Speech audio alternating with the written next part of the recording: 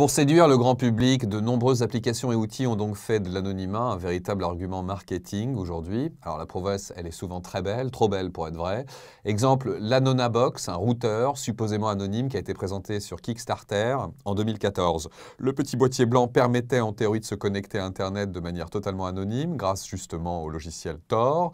Mais très vite, l'Anonabox se révèle être une arnaque, utilisant du matériel déjà existant, connu pour sa qualité médiocre, etc. etc.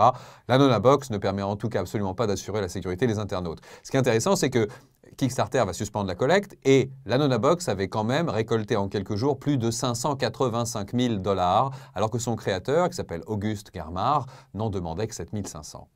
Donc il y a une popularité qui ne se dément pas non plus, et cette fois du côté de ce qu'on appelle les anonymity apps.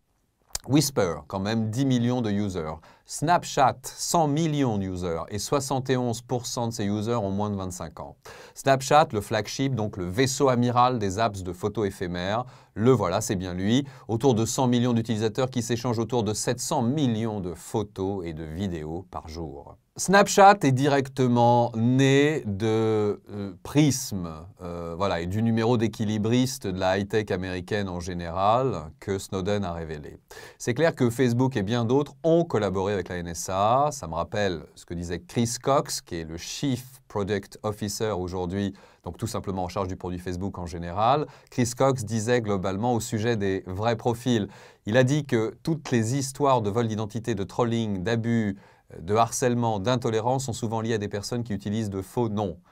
Ce qui est marrant, c'est que, alors même que Chris Cox disait ça de Facebook et légitimait son modèle, Mark Zuckerberg lui-même chantait les louanges de Snapchat. Et puis d'ailleurs, après l'échec du rachat de Snapchat, Facebook a lancé son propre service de photos éphémères qui s'appelle Slingshot, qui encourage l'utilisation de pseudonymes. Quelque chose donc évolue avec le scandale Prism, puisque tout part de ça, et on va essayer de configurer ça maintenant. Premier moment. Cette question de visibilité-invisibilité. D'abord, je ne crois pas que les gens veuillent d'une informatique Tamagotchi aujourd'hui. Ils ne veulent pas avoir à gérer, installer, configurer, etc. Tamagotchi, vous vous souvenez, c'était le petit animal japonais de compagnie.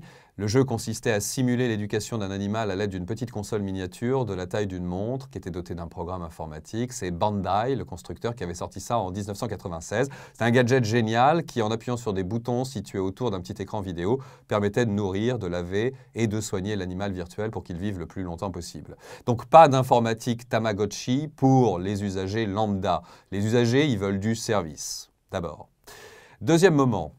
Comme une fatalité, les gens n'ont pas envie d'investir de temps et d'efforts dans la protection de leurs données sur Internet. Et certains pensent qu'ils ont raison, ce n'est pas à eux de le faire, mais aux législateurs d'imposer un cadre qui garantirait la protection de ces données. Je vais avoir l'occasion un peu plus loin dans le cours d'approfondir ce sujet en parlant des nudges, justement.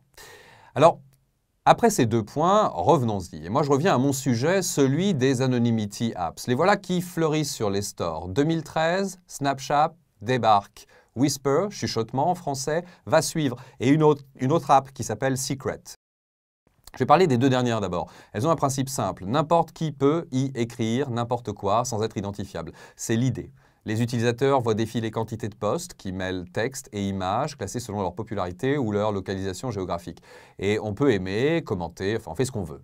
Mais dans les discussions qui s'ensuivent, personne n'a de vrai nom et ça permet d'être soi-même, de pouvoir s'exprimer sans limite. C'est en tout cas ce que dit Chris Bader, qui était l'un des créateurs de ces apps, en tout cas celle de Secret, celle qui globalement n'a pas marché parce qu'il a pu y croire pendant 16 mois. Secret s'est planté, mais il n'empêche que Secret a quand même levé 35 millions de dollars. Donc la particularité de Secret, c'est que ça allait plus loin, c'est que les contacts avec lesquels vous communiquiez étaient des amis piochés dans votre répertoire téléphonique et dans le répertoire téléphonique des amis de vos amis. Voilà, donc c'était un petit peu l'idée.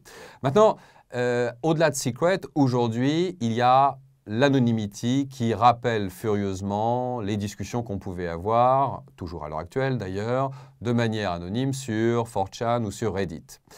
Par contre, Whisper, dont on parle aussi, va donc ajouter des fonctionnalités très précises. La création du compte ne nécessite toujours pas de mot de passe, bien sûr, et on peut envoyer un chuchotement dans un flot de publications qui vient de partout dans le monde. Par contre, quand j'écris mon texte, une image prétexte m'est proposée automatiquement, de même que des mots-clés liés au contenu écrit. Je peux encore, effectivement, avoir accès à la géologue si je le souhaite. Mais l'anonymat permet de se lancer finalement dans des discussions sans limite de bon goût, bien sûr, ou d'intimité. Par contre, ce que ça révèle, c'est qu'un nombre important de messages sont faux, c'est évident.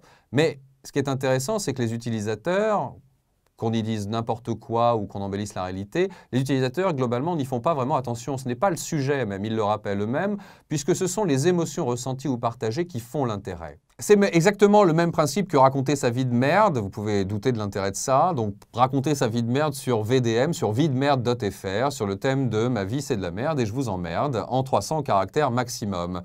Donc un site où vous pouvez raconter les petits déboires de votre vie quotidienne dans un climat d'empathie générale. La déclinaison du site en anglais fuckmylife.com marche très bien aussi. Vie de merde, je le rappelle, selon Alexa, c'est un site qui est classé dans les 500 sites les plus fréquentés en France. Éphémère, donc pas étonnant que les médias éphémères bouleversent les usages du marketing et voilà comment ça va se passer. Il faut répondre à ça, parce que c'est très important avant d'en rappeler les conséquences pour le web. L'arrivée du message éphémère, tendance à porter par l'application Snapchat, je le rappelle, a déclenché l'apparition d'une foule d'autres acteurs comme Wickr, Blink, Slingshot, qui intéressent aujourd'hui la communauté du marketing. 2014, c'est l'année du message éphémère. 2015 a été la consécration Snapchat avec ses photos, ou ses snaps, donc ses messages s'autodétruisant en 10 secondes, avec un cap à 100 millions d'utilisateurs actifs franchis, je le rappelle. On est sur quelque chose de considérable. Évidemment que la communauté marketing a voulu expérimenter ce modèle basé sur l'éphémère en utilisant donc ce modèle basé sur l'éphémère qui utilise la destruction des contenus pour rendre le lien social plus intime et plus authentique. Oui, le marketing a voulu lui aussi donc s'y mettre. Décidément, confiance est la killer app, la confiance est la killer app et il faut tout faire pour la gagner puisque l'éphémère est devenu proprement social. Même si ça suppose pour le marketing d'aller à contre-courant totalement des habitudes display qui, globalement, aujourd'hui cherchent l'affichage généralisé et le plus longtemps assuré. Donc Snapchat a promis dès le départ que la publicité ne s'immiscerait pas dans les échanges privés des utilisateurs qui ont donc le choix de les visualiser ou pas. Ces pubs, elles disparaissent au plus tard dans les 24 heures. C'est Universal Studios qui sera le premier annonceur à tester le dispositif. Chacune des campagnes à ce moment-là de Universal Studios a été regardée de manière volontaire à la façon d'un opt-in ou d'un active opt-in, qui est une notion vachement importante, un opt-in publicitaire donc par des millions d'utilisateurs de plateforme. Donc c'est un succès pour Universal Studios. Mais ce opt-in est une révolution à lui seul parce qu'il est emblématique de ce qu'on appelle le permission marketing sur le web. Donc l'opt-in consiste tout simplement à solliciter l'autorisation préalable de l'internaute pour lui adresser tout message ou collecter des infos sur lui. Bien sûr que la fameuse empreinte numérique alors qui qualifie le succès de la campagne diminue d'autant, bien sûr que le return de la campagne est très difficile à évaluer, mais cela dit, donc les applications, les anonymity apps et le web éphémère introduit à ce opt-in active qui est une notion absolument essentielle, le permission marketing, tout sauf le marketing de l'interruption qui globalement aujourd'hui dégénère sur le web, j'en parlerai tout à l'heure. Autre conséquence, complètement décalée cette fois pour le web, qui concerne donc ce web de l'éphémère, c'est que ces contenus exclusifs liés aux anonymity apps n'existent absolument pas sur le web ouvert et donc ne peuvent pas par conséquent être indexés. Donc tout le monde ne verra pas la même chose, c'est clair. Au-delà de ce modèle, on constate donc que globalement le dégroupage des apps continue ou que le dégroupage par les apps continue et fragmente davantage le web qui est un web un peu bazar, on l'a dit, tout à l'heure. Il est sans doute donc encore trop tôt pour savoir si Snapchat va devenir mainstream dans nos usages, mais ces développements avant-gardistes ont bousculé, on l'a vu d'ores et déjà, l'ABC du marketing et du B2C notamment. Donc Snapchat mérite qu'on se souvienne de lui au moins pour ça. Voilà que maintenant, Snapchat met quand même en place Discover, qui est un service qui permet de distribuer des informations. Snapchat fait donc le pont entre messagerie et plateforme média quasiment automatiquement. CNN, Vice ou MTV vont ainsi réaliser des contenus exclusifs dans le but d'atteindre un public jeune et seront diffusés sur Snapchat. On passe bien sûr sur le fait que Snapchat montre ici son ambition de devenir le support média de demain et on passe aussi sur l'image du sexting qui lui colle à la peau. Non, décidément, Snapchat n'attire pas trop les marques family friendly.